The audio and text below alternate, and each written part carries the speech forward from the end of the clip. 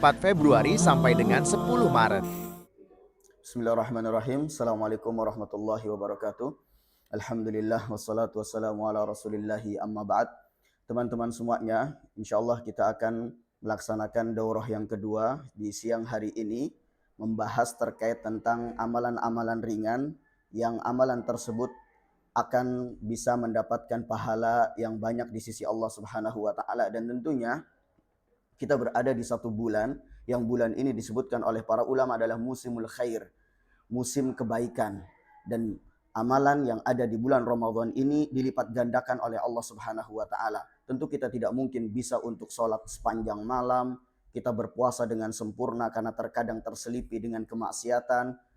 Kita juga tidak bisa membaca Al-Quran mungkin satu hari satu juz, satu hari 30 juz. Nah itu mungkin amalan-amalan yang berat dilakukan oleh kita semuanya. Tapi ternyata ada amalan-amalan tertentu yang kita bisa mendapatkan pahalanya banyak sekali dalam amalan-amalan tersebut.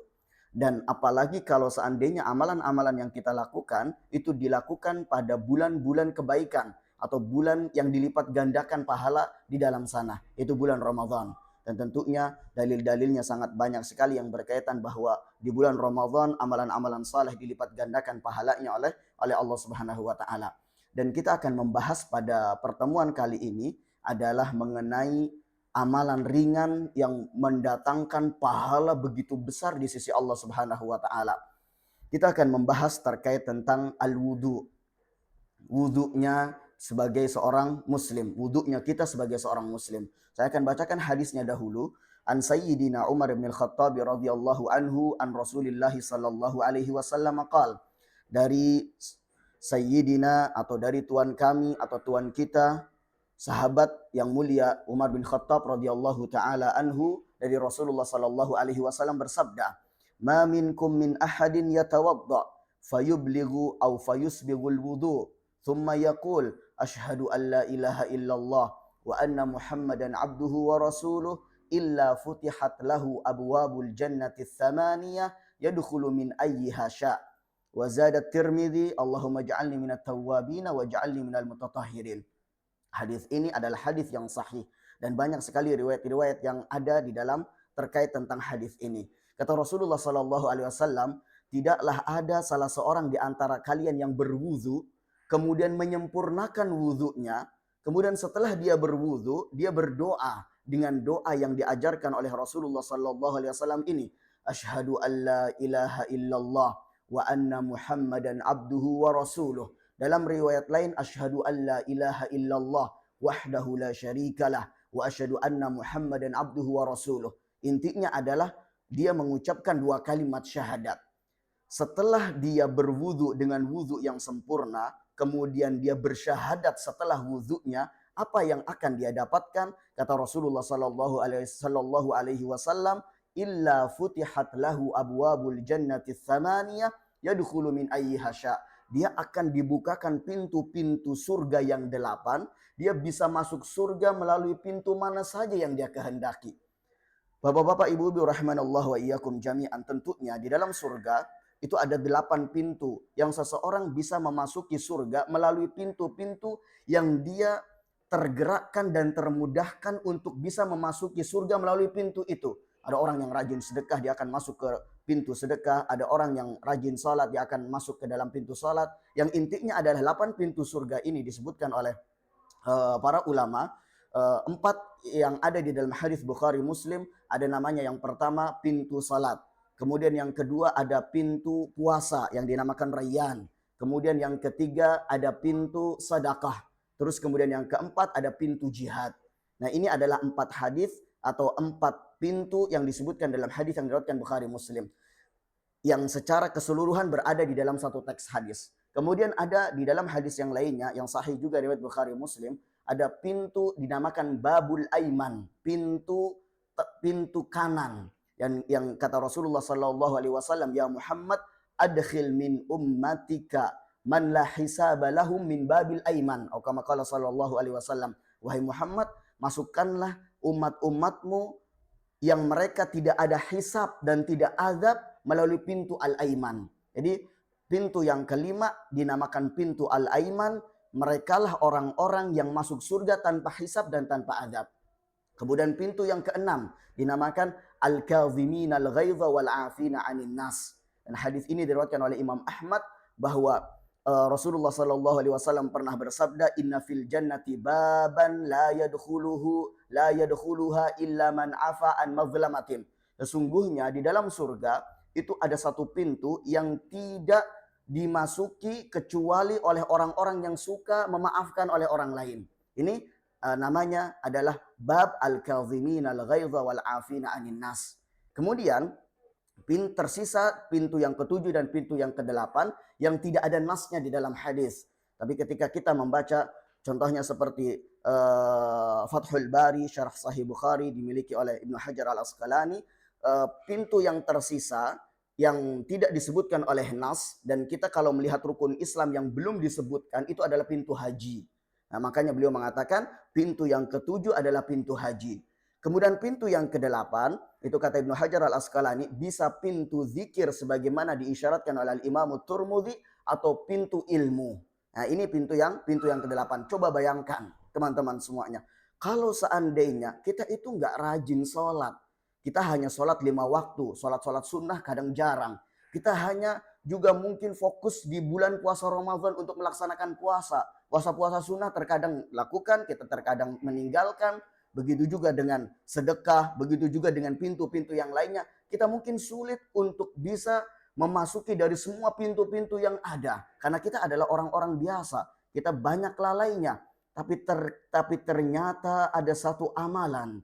Yang amalan ini ketika kita lakukan, pintu-pintu surga terbuka untuk kita ketika kita merutinkan dan kita mengamalkan apa yang dianjurkan oleh Rasulullah sallallahu alaihi wasallam ini. Rasulullah sallallahu alaihi wasallam mengatakan, siapa di antara kalian yang berwudu dan menyempurnakan wudunya kemudian mengucapkan asyhadu alla ilaha illallah wa anna Muhammadan abduhu wa rasuluh illa futihat lahu abwabul jannati tsamaniyah yadkhulu min ayyiha sya. Dia bisa masuk kepada dalam pintu surga mana saja yang dia kehendaki. Kemudian Al-Imam Turmudi azad, yaitu menambahkan dari lafaz zikirnya, yaitu Allahumma ij'alni minat tawwabin waj'alni minal mutatahhirin. Ya Allah, jadikanlah aku termasuk dari orang-orang yang bertaubat, jadikanlah aku termasuk dari orang-orang yang bersuci. Nah, ini adalah hadis yang sangat besar yang kata Syekh, beliau mengatakan, bayyana Nabi sallallahu alaihi wasallam fi hadzal hadits syarif anna man ata bil wudhu'i kamilan alal wajhi syar'i thumma syahida ba'dahu bil wahdaniyati lillahi ta'ala wa bir risalati lin nabiyhi sallallahu alaihi wasallam fa inna Allah ta'ala sayukrimuhu bi karamatin 'azimatin bi an yuftaha lahu abwabu jannatihi jami'an. Kata Syekh, Nabi SAW menjelaskan di dalam hadis yang mulia ini bahwa siapa yang dia berwudu dengan wudu yang sempurna sesuai dengan tuntunan syariat, kemudian setelah itu dia mengucapkan 2 kalimat syahadat. Syahadat tidak ada Tuhan yang berhak disembah kecuali Allah. Syahadat dia meyakini bahwa Nabi Muhammad sallallahu alaihi wasallam adalah hamba dan utusan Allah. Fa innallaha ta'ala sayukrimuhu bi karamatin 'azimatin. Maka sesungguhnya Allah akan memuliakan dia dengan kemuliaan yang begitu besar. Bi an yuftaha lahu abwabu jannatihi jami'an. Maka Allah Subhanahu wa taala akan membukakan pintu-pintu surga semuanya. Tsumma yukhayyiruhu bid-dukhuli min ayyi babin syaa min abwabiha tsamaniyah. Kemudian orang ini yang melakukan amalan tadi, dia dipilihkan mau masuk pintu mana saja. Mau masuk pintu surga yang 8 ini dia boleh milih. Pintu salatkah, pintu puasakah, pintu sedekahkah, atau pintu yang lainnya. Ini adalah hadis yang sangat besar. Hadis yang sangat mulia. Yang dimana ketika kita benar-benar mempraktekannya, maka dia akan tersenyum dengan senyuman yang sangat indah di akhirat kelak. Maka kemudian kita akan membahas terkait tentang masalah yusbighul wudu, menyempurnakan wudu. Syekh di sini menyebutkan terkait tentang apa yang dimaksudkan dengan wudu yang sempurna. Saya akan membawakan hadisnya. Kalau ini penjelasan dari Syekh, tapi saya akan langsung membawakan hadisnya terkait tentang wudu yang sempurna bagaimana.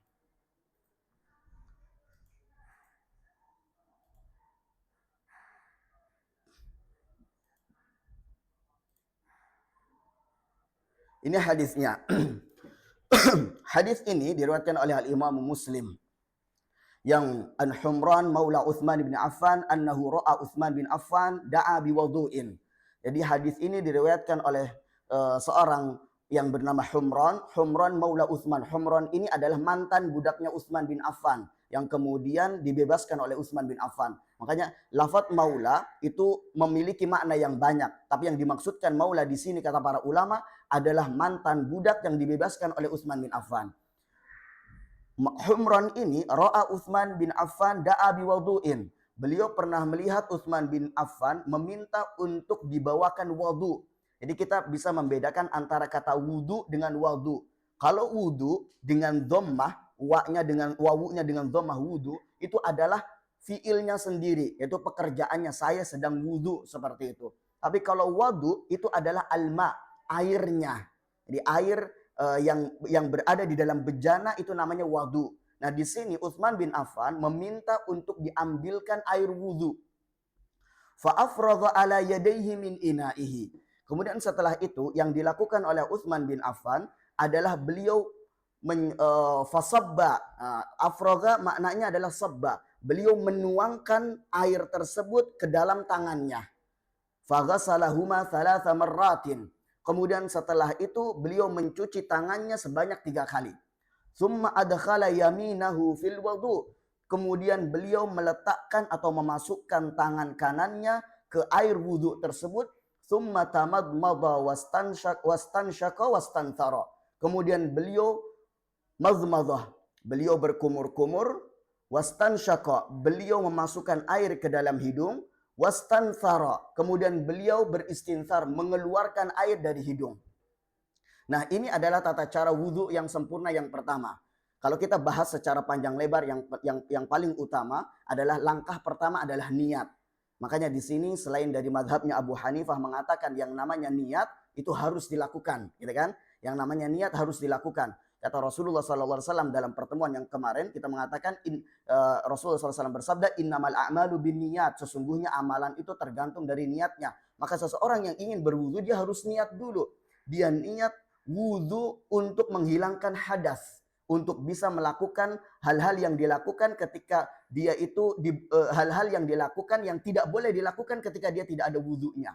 Itu niatnya seperti itu dan tidak perlu untuk diucapkan. Kemudian setelah itu dia dalam hadis yang lainnya Rasulullah SAW bersabda la wudu'a liman lam yadhkurismallah alaih. Tidak ada wudu kecuali tidak ada wudu bagi orang yang tidak membaca bismillah ketika mau wudu. Jadi yang pertama niat, yang kedua membaca bismillah. Dan membaca bismillah ini juga diperselisihkan oleh para ulama. Imam Ahmad bin Hanbal mengatakan membaca wudu itu termasuk dari wajib wudu. Membaca bismillah termasuk dari wajib wudu. Sehingga seseorang dikatakan salah ketika dia meninggalkan membaca bismillah. Nah, adapun mazhab jumhur mengatakan membaca bismillah termasuk dari sunnah. Jadi kita upayakan untuk membaca bismillah sebelum wudu. Kemudian setelah itu yang dilakukan oleh Utsman bin Affan adalah beliau mencuci tangannya sebanyak 3 kali. Jadi sebelum beliau melakukan praktek wudu atau sebelum beliau membasuh badannya atau membasuh tubuhnya, membasuh anggota tubuhnya dengan wudu, maka beliau mencuci tangannya 3 kali dahulu. Setelah itu barulah mulai madmadah wal istinsyaq wal istinthar. Beliau memulai untuk berkumur-kumur. Kemudian memasukkan air ke dalam hidung, terus kemudian mengeluarkan air ke dalam dari hidung sebanyak 3 kali. Nah, ini adalah langkah selanjutnya ketika seseorang ingin wudunya sempurna. Setelah itu, summa ghasala wajhahu thalathan. Kemudian Utsman bin Affan setelah beliau berkumur-kumur, beristinsyak dan beristinthar, beliau mengusap atau membasuh wajahnya sebanyak 3 kali. Dan membasuh wajah sebanyak 3 kali itu harus sempurna dari titik vertikalnya dan titik horizontalnya. Titik vertikalnya kata para ulama adalah min mabda'ir ra's. Jadi dimulai dari ujung rambut sampai adzakan atau sampai dari dagu seseorang. Terus kemudian kalau dari titik horizontalnya adalah daging kecil yang tumbuh di antara telinga dari kanan sampai kiri. Itu yang dinamakan wajah. Jadi Utsman bin Affan itu mencuci mukanya 3 kali beliau. Kemudian setelah itu baru wayadaihi ilal mirfaqaini salasan. Beliau mencuci tangannya atau membasuh tangannya sampai siku 3 kali. Kanan dulu terus kemudian kiri seperti itu. Kemudian setelah itu summa masaha bi ra'sihi. Kemudian beliau mengusap kepalanya. Dan di sini ada lafaz yang berbeda antara ghasala dengan masaha. Kalau ghasala itu maknanya adalah membasuh. Ghasala itu artinya adalah membasuh atau mencuci. Jadi seseorang harus benar-benar memastikan airnya itu mengalir di sana dan memastikan bahwa dia itu ada sedikit tekanan di sana. Tapi kalau masaha artinya adalah mengusap. Jadi orang kalau seandainya airnya tidak banyak dan dia usapkan di kepalanya, maka itu yang dianjurkan di dalam wudhu. Jadi bedakan antara kata ghasala dengan masaha. Kemudian summa masaha bi ra'si. Kemudian Utsman bin Affan mengusap kepalanya. Di sini ada khilaf di antara para ulama. Makanya kita juga melihat ada 2 versi ketika seseorang mengusap kepalanya. Ada yang mengatakan sebagian dari kepalanya, ada yang mengatakan seluruh dari kepalanya. Nah, karena lafadz bi di sini, kalau kita baca di dalam surat Al-Maidah juga wamsahu bi ru'usikum. Ba di sini yang menjadi perbedaan di antara para ulama. Ada yang mengatakan ba di sini adalah litab'id, sebagian saja. Sehingga seseorang kalau seandainya dia mengusap kepalanya sebagian rambutnya saja itu sudah cukup. Tapi sebagian para ulama mengatakan bahwa ba di sini adalah harus seluruhnya. Makanya seseorang ketika dia mengusap kepalanya maka harus sempurna dari ujung sampai ujung kembali. Jadi kalau prakteknya adalah dia mengambil air kemudian dia tarik ke belakang sampai ke setelah itu dia sekalian telinga dan dia jadi muqaddimatir ra's dari awal terus kemudian dia balikan lagi sekalian dia membasuh atau mengusap telinganya seperti itu. Jadi karena kata para ulama telinga itu termasuk dari kepala seperti itu. Nah, ini adalah langkah yang dilakukan oleh Utsman bin Affan. Kemudian setelah itu baru summa ghasala kulla rijlin salasan. Setelah itu membasuh atau mencuci setiap kaki 3 kali. Jadi kanan dulu baru kiri dulu. Nah, disinilah kita bisa melihat bahwa wudhunya Utsman seperti itu. Kemudian setelah itu Utsman mengatakan, ra'aitun nabiyya sallallahu alaihi wasallam yatawaddau nahwa wudu'i hadza. Aku melihat Nabi sallallahu alaihi wasallam berwudu seperti wuduku ini. Kemudian beliau mengatakan Rasulullah sallallahu alaihi wasallam bersabda, "Man tawaddaa nahwa wudu'i hadza, thumma shalla rak'atain, la yuhadditsu fihi ma nafsah, ghafarallahu lahu ma taqaddama min dhanbih." Siapa yang berwudu seperti wuduku ini kata Rasulullah sallallahu alaihi wasallam, kemudian dia salat 2 rakaat yang dia khusyuk dan tumakninah dalam sholat tersebut, maka Allah akan mengampuni dari seluruh dosa-dosa yang pernah dia lakukan. Melihat hadis ini berarti kita bisa mengambil 2 kesimpulan pada macam wudhu. Ada yang pertama al-ghaslul mujzi, ada namanya al-ghaslul kamil. Al-ghaslul mujzi itu adalah wudhu yang wudhu tersebut cukup untuk menyelesaikan bahwa dia telah berwudu. Seperti yang ada dalam surat Al-Maidah ketika Allah Subhanahu wa taala mengatakan ya ayyuhalladzina amanu idza qumtum ilas salati faghsilu wujuhakum wa aydiyakum ilal marafiqi wamsahu bi ru'usikum wa arjulakum ilal ka'bain. Makanya jumhur para ulama mengatakan ketika dia ingin wudu dengan cepat atau ketika dia ingin wudu dengan wudu yang cukup, maka dia cukup membasuh mukanya, membasuh tangannya, kemudian mengusap kepalanya, kemudian setelah itu dia membasuh kakinya. Itu sudah cukup kata jumhur para ulama. Tapi ada namanya sebagian para ulama seperti Imam Ahmad dan juga ulama kontemporer, sebagian ulama kontemporer sekarang mengatakan bahwa yang namanya madmadhah itu termasuk dari wajah sehingga wajib. Tapi jumhur para ulama muka, tangan, kepala, kaki itu dikatakan al-ghaslu al-mujzi atau al-wudu al-mujzi, yang dimana wudu itu telah bisa untuk dilakukan setelah itu sholat, membaca Al-Quran atau yang lainnya. Wudu yang dia mencukupi. Ada al-wudu al-kamil, wudu yang sempurna. Wudu yang sempurna adalah sebagaimana yang ada dalam hadis tadi. Kita yang pertama niat, terus kemudian setelah itu kita membaca basmalah, kemudian setelah itu kita cuci tangan 3 kali, terus kemudian kita berkumur-kumur, memasukkan air ke dalam hidung, mengeluarkan air dari hidung, terus kemudian membasuh muka 3 kali, terus kemudian membasuh tangan kanan dan kiri 3 kali, setelah itu mengusap kepala 1 kali, kemudian setelah itu membasuh kaki kanan dan kaki kiri masing-masing 3 kali. Nah, ini ada yang dinamakan wudhu dengan wudhu sempurna. Saya akan kembali kepada kitab.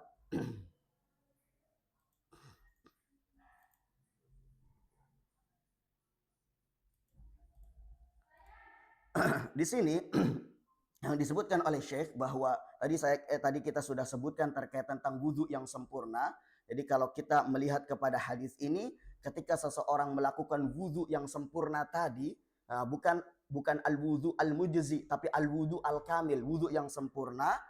Terus kemudian setelah itu dia mengucapkan doa ini, asyhadu alla ilaha illallah wa anna muhammadan abduhu wa rasuluh, maka dia akan dibukakan pintu-pintu surga dan dia bisa masuk surga melalui pintu mana saja yang dia kehendaki. Tentunya dia membacanya dengan rasa yakin di dalam hati, mengikhlaskan niat dia dan yakin terhadap apa yang dia ucapkan, bukan hanya sekedar ucapan di dalam kata-kata saja. Makanya di sini teman-teman semuanya, kita bisa melihat kepada faidah-faidah dari wudhu yang lainnya. Ketika seseorang berwudhu, salah satunya adalah ketika tadi kita berbicara terkait tentang masalah 8 pintu surga, maka di sini juga disebutkan oleh Syekh terkait tentang satu hadis yang kata Rasulullah Shallallahu Alaihi Wasallam, yang hadis ini diriwayatkan oleh Imam Muslim juga. Rasulullah Shallallahu Alaihi Wasallam bersabda, "Ma min muslimin yatawaddau fayuhsinu wudu'ahu." Tidaklah ada seorang muslim yang dia berwudu, kemudian memperbagus wudunya. Summa yakum, fayusalli rak'atain. Kemudian dia bangun untuk melaksanakan salat 2 rakaat. Muqbil alaihima biqalbihi wa wajhihi. Dia menghadapkan hatinya dan wajahnya kepada Allah. Illa wajabat lahul jannah. Kecuali Allah pasti akan mewajibkan surga bagi dia. Berarti di sini kita bisa melihat bahwa ketika seseorang ingin mendapatkan surga Allah, setelah dia berwudu, mengucapkan zikir tadi, dia bisa menyempurnakannya dengan sholat 2 rakaat. Makanya kita bisa melihat adanya anjuran untuk seseorang sholat taubat, itu salah satunya adalah hadis-hadis yang berkaitan tentang ini, itu hadis-hadis yang dia akan bisa masuk surga atau hadis-hadis yang dia itu akan diampuni dosanya. Jadi kalau seandainya kita klasifikasikan, yang pertama adalah ketika seseorang ingin mendapatkan surga, maka yang pertama adalah dia wudhu dengan wudhu yang sempurna, kemudian membaca doa. Kemudian setelah itu dia juga bisa masuk surga. Bahkan dikatakan wajib baginya surga. Itu kalau seandainya setelah wudhu dia sholat 2 rakaat. Makanya kita melihat atau kita pernah mendengar Bilal bin Rabah itu terdengar terompahnya di surga, yang Rasulullah SAW yang mengatakan kepada Bilal, wahai Bilal, sungguh aku mendengar suara terompahmu di surga. Nah, dikatakan oleh Bilal, tidaklah aku berwudu kecuali setelah berwudu aku sholat 2 rakaat. Nah, seperti itu. Ini adalah hadis-hadis yang menunjukkan bahwa seseorang yang berwudu itu faidahnya atau fadilah atau keutamaannya sangat banyak sekali. Keutamaan yang kedua terkait tentang wudu disebutkan di sini kata Rasulullah Sallallahu Alaihi Wasallam dalam hadis yang diriwayatkan oleh Imam Muslim, man tawaddoa fa ahsanal wudu, siapa yang berwudu dan membaguskan wudunya. Di sini kan banyak kata ahsana, yuhsinu, yusbigu, maka ini bisa bermakna 2 makna. Yang pertama adalah wudunya dengan wudu yang sempurna dan wudunya dengan wudu tumakninah. Tidak dia buru-buru dalam berwudu sehingga ada sebagian anggota tubuh yang tidak terkena, maka tidak dikatakan yuhsinul wudu atau fa ahsanal wudu. Ketika Rasulullah Shallallahu Alaihi Wasallam mengatakan ahsanal wudu, berarti dia harus memperbagus wudunya. Kata Rasulullah Shallallahu Alaihi Wasallam, siapa yang berwudu dan memperbagus wudunya, kharajat khatayahu min jasadih, maka akan keluarlah seluruh dosa-dosanya dari anggota tubuhnya. Hatta takhruja min tahti adhfari, sampai dosa-dosanya akan keluar melalui kuku-kukunya dia atau di bawah kuku-kukunya dia. Ini adalah keutamaan yang kedua. Selain yang pertama, wudhu akan menghantarkan seseorang ke dalam surga, bahkan 8 pintu surga terbuka ketika dia membaca zikir setelah wudhu. Yang kedua, ternyata dia akan diampuni dari dosa-dosanya. Bahkan ketika tadi kita sudah membahas hadis tentang kesempurnaan wudhu, ketika seseorang ingin bertaubat dari dosa-dosanya, ada disyariatkan sholat taubah, itu adalah setelah wudhu dengan wudhu yang sempurna. Kemudian setelah itu dia sholat 2 rakaat, maka Allah akan ampuni dari seluruh dosa-dosanya. Nah, ini adalah keutamaan yang kedua. Keutamaan yang ketiga, di sini kata Rasulullah Shallallahu Alaihi Wasallam, yang hadis ini adalah hadis yang diriwayatkan oleh Al Imam Muslim juga. Inna ummati ya'tuna yaumal qiyamati ghurran muhajjalina min atharil wudu. Sesungguhnya umatku nanti akan datang pada hari kiamat dalam keadaan ghur dan tahjil, disebabkan karena bekas-bekas wudunya. Faman istata'a minkum an yutila ghurratahu falyaf'al. Siapa yang bisa memperpanjang dari bekas wudunya, maka dia hendaknya lakukan. Jadi di sini kita kan kalau pembahasan terkait tentang keimanan kepada hari akhir, setelah seseorang nanti dibangkitkan oleh Allah, terus kemudian nanti akan dikumpulkan di padang mahsyar, terus kemudian setelah itu yang menjadi pembahasan para ulama di sana adalah setelah padang mahsyar ada yang mengatakan langsung haud. Nah, ada yang mengatakan setelah hisab atau yang lainnya. Tapi intinya kita akan ada tahapan seseorang itu sampai ke haud. Ada orang yang terusir, ada orang yang bisa minum. Dan di haud ini atau di telaga ini, tentunya kata Rasulullah SAW, ma'uhu asyaddu bayadan minal laban. Ma'uhu asyaddu bayadan minal laban. Jadi airnya itu lebih putih daripada susu. Kan namanya orang ketika dia sudah dari padang mahsyar itu kan kehausan sangat gitu kan. Dan membutuhkan air. Nah, umat Nabi Muhammad memiliki, setiap nabi itu punya haud-haud sendiri atau telaga-telaga sendiri. Rasulullah SAW itu juga punya haud. Kita semuanya akan ke sana. Ada yang diterima, ada yang terusir. Nah, sifat dari haud ini sangat panjang, tapi intinya adalah lebih putih daripada susu. Terus kemudian ahla minal asal, dia itu lebih manis daripada madu. Terus kemudian asyaddu atau atyabu rihan minal misk, baunya itu lebih wangi daripada minyak kasturi. Dan kata Rasulullah SAW, man syariba minha lam yadma abadan. Siapa yang minum dari telaganya Rasulullah SAW tersebut, maka dia tidak akan pernah merasakan kehausan setelah itu. Jadi setelah dari haud, dia tidak akan merasa kehausan. Nah di sini ternyata bagaimana caranya seseorang itu dikenal oleh Rasulullah, ternyata ghurran muhajjalina min atharil wudu. Jadi kata Rasulullah SAW, ketika banyak umat yang mendatangi telaga-telaganya Nabi, ada nabi ini, ada yang datang kepada Nabi Muhammad, maka Rasulullah hanya memperbolehkan umatnya saja. Yang bukan umatnya Rasulullah alihkan kepada nabi yang lain. Para sahabat bertanya, bima ta'rifuna ya Rasulullah? Bagaimana engkau mengetahui kami adalah umatmu ya Rasulullah? Maka kata Rasulullah SAW, sesungguhnya kalian akan mendatangi haud lakum siman. Kalian itu punya tanda-tanda ketika kalian mendatangi haudku atau mendatangi telagaku. Yang siman di sini adalah tidak dimiliki oleh umat-umat selain kalian. Apa itu? Ghurran muhajjalina min atharil wudu. Ghur muhajjal. Ghur ini disebutkan oleh Imam Nawawi di dalam syarah Sahih Muslim adalah tanda warna putih yang ada di dahinya kuda. Itu ghur. Itu secara bahasa seperti itu. Jadi tanda warna putih yang ada di dahinya kuda. Kalau tahjil atau muhajjalin itu adalah tanda warna putih yang ada di tangan dan juga kakinya kuda. Itu secara bahasa.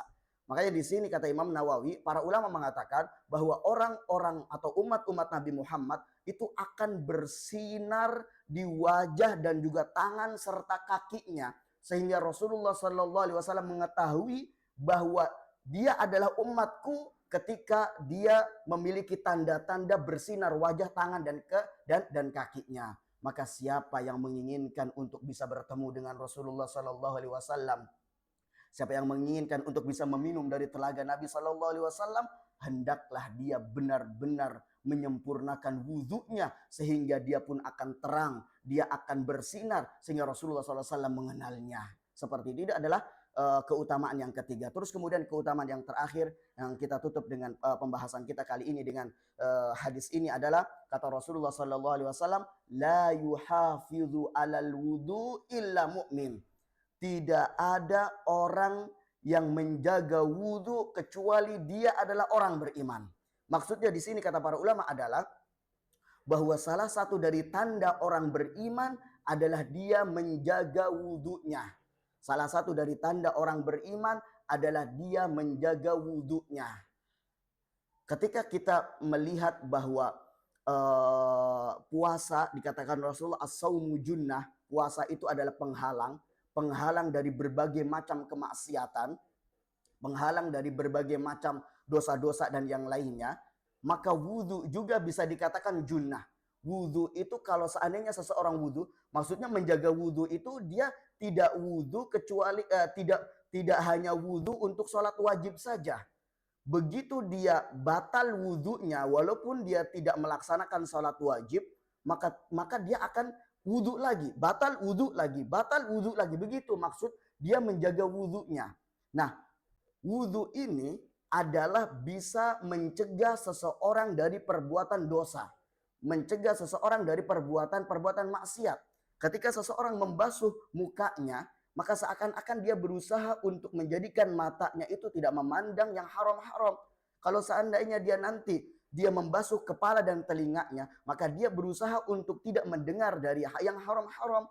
Begitu juga ketika dia membasuh tangan dan kakinya, dia juga dia itu akan diberikan atau seakan-akan dia tidak mau untuk melakukan hal-hal yang haram dengan tangan yang menyentuh atau kaki yang melangkah. Begitulah yang dinamakan wudhu. Maka siapa orang yang menjaga wudhunya, Allah Subhanahu wa taala akan memberikan cahaya kepada dia sehingga dia sulit untuk melakukan kemaksiatan. Bagaimana seseorang melakukan kemaksiatan padahal dia sedang dalam keadaan suci? Bagaimana dia akan melakukan dosa sedangkan dia dalam keadaan bersuci atau dalam keadaan dia itu dipandang oleh Allah sebagai seseorang yang suci? Yang kalau seandainya seseorang mendawamkan wudhu ini, seseorang ketika dia benar-benar menjadikan wudhu ini adalah sebagai rutinitas harian dia, yang ketika dia batal wudhu lagi, sampai akhirnya dia tertidur, bangun tidur, terus kemudian 24 jam dia menjaga wudhunya terus. Dan ketika dia meninggal, maka insya Allah bisa dipastikan dia wafat dalam keadaan husnul khatimah. Kenapa? Karena dia meninggal dalam keadaan melakukan amal saleh, yaitu berwudhu. Wallahu ta'ala alam bisawab. Kita buka tanya jawab sebelum kita tutup. Dari saudara kita Ustadz, izin penjelasannya Ustadz, batasan wajah wanita yang harus terlihat saat sholat. Jazakallahu khairan. Oke. Batasan wajah dari wanita saat sholat adalah apa yang memang wajah sendiri itu adalah sesuatu yang dia menghadapkan mukanya menghadap itu. Jadi kalau yang dinamakan wajah itu adalah ketika seseorang menghadap seseorang, itu dinamakan dia menghadapnya. Itu namanya wajah. Jadi yuwajjih, gitu kan?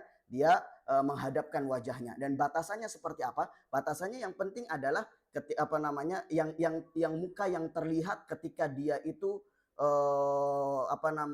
melepaskan cadar. Kalau seandainya dia menganggap bahwa cadarnya itu wajib. Ya seperti tadi. Jadi dia batasan ketika dia wudhu dari ujung horizontal dan juga vertikalnya, dari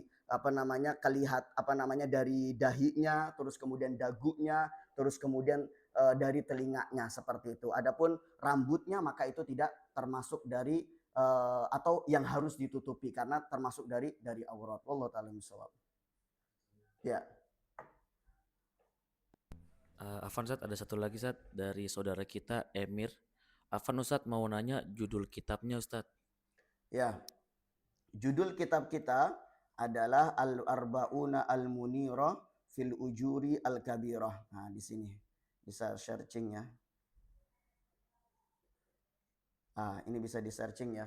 Jadi Al-Arba'una Al-Munirah fil Ujuri Al-Kabirah alal a'malil yasirah, yang ditulis oleh Dr. Iyadah bin Ayyub Al-Kubaisi. Cukup? Oke, insya Allah kita akan melanjutkan pada esok hari atau siang hari besok karena waktunya sudah melebihi dari 1:30. Semoga Allah ikhlaskan niat kita. Semoga Allah berikan pahala atas duduk-duduknya kita di sini, dan sebagaimana Allah kumpulkan kita di sini, semoga Allah kumpulkan kita di surga Firdausnya kelak. Kita tutup dengan doa kafaratul majelis.